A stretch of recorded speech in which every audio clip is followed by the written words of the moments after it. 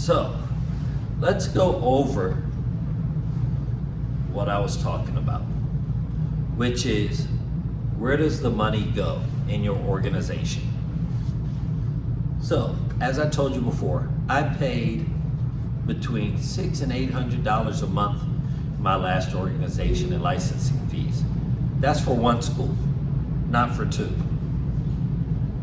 Your typical junior, if you're paying that, the organization is giving somewhere between 20 and 30% of that money to your senior to recognize their hard work and their juniors opening up schools like a multi-level marketing pyramid. So when you talk about seeing $200 to $300 of yours per month going back to your senior, with all due respect, I love my senior. My senior was awesome when I was in one organization and when I was not a master.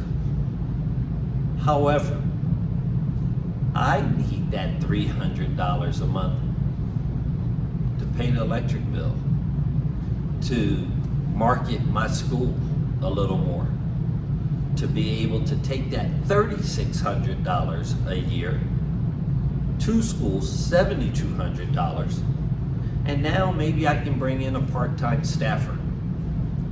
Or maybe I can go really aggressive with my marketing campaigns.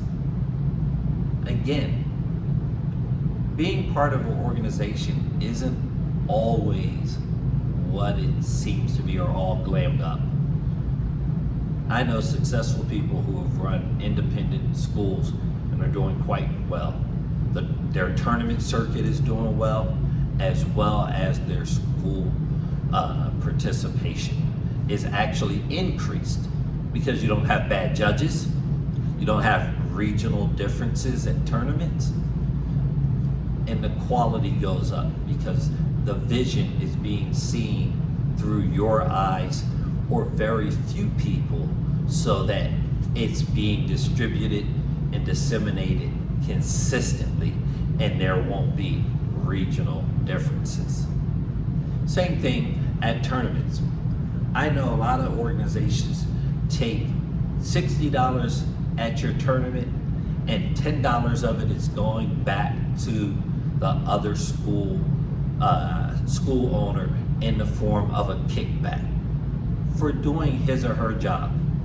They should be promoting the organization and wanting their students to go to tournaments.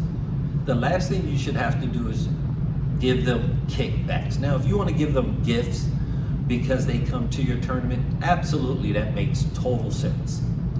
But when you're talking kickbacks, now you're taking money out of the school who actually is hosting the tournament's pocket, and secondly, you're charging more to the customer, more importantly, for showing up to these tournaments.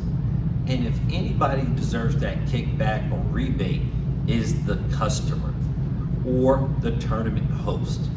So just remember, I run tournaments for my school and I have more students just from my two schools show up than I do for when I was part of an organization and having 120 show up.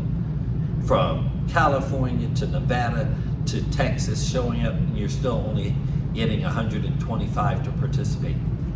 Between my two schools, we exceed that number every time we host a tournament. Thanks a lot. This is Senior Master Duran.